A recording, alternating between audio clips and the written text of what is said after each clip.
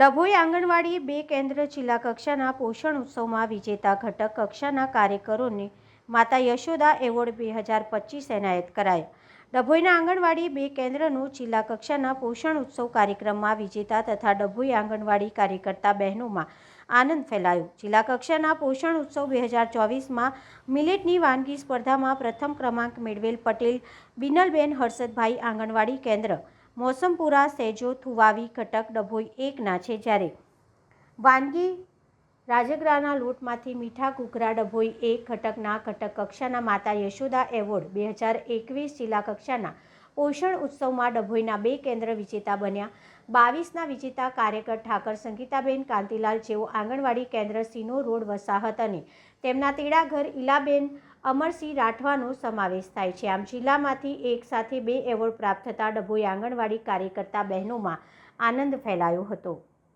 આજ રોજ ગુજરાત સરકાર દ્વારા માતા યશોદા એવોર્ડ વર્ષ 2021-22નો મારું કેન્દ્ર સિનો રોડ વસાહત 1 ડભોઈ ઘટકમાં હું ફરજ બજાવું છું। તેમાં આજ રોજ શ્રેષ્ઠ આંગણવાડી કાર્યકર તરીકે મને સરકારશ્રી તરફથી એવોર્ડ મળેલ છે, સર્ટિફિકેટ તથા 21,000નો ચેક મળેલ છે। એમાં હર્ષ ઉલ્લાસની લાગણી અનુભવું છું અને મારી કારકિર્દી આ રીતે પ્રોત્સાહિત થાય એવી ભાવના સાથે સરકારશ્રીનો આભાર માનું છું। તમને કેવું લાગે છે કે આ એવોર્ડ મળ્યો તારે? મને ખૂબ આનંદ થયો કે હું અહીંયા સરસ એવી કામગીરી કરી તો મને આ ડભોઈ તાલુકાના ડભોઈ ઘટક 1માંથી મને આ એવોર્ડ મળ્યો છે। આટલી બધી 100 બહેનોમાંથી મને એવોર્ડ મળ્યો એટલે હું ખૂબ આનંદ અનુભવું છું। કોના હસ્તે?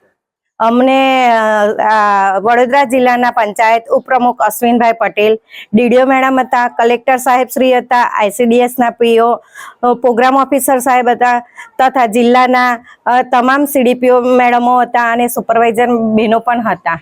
અત્યારે કેવું લાગે તમને એવોર્ડ મળ્યો? અત્યારે હું ખુશ છું અને એટલો આનંદ અનુભવું છું કે મારા હાથમાં કેટલા વર્ષો પછી મારા હાથમાં એવોર્ડ આવેલો છે।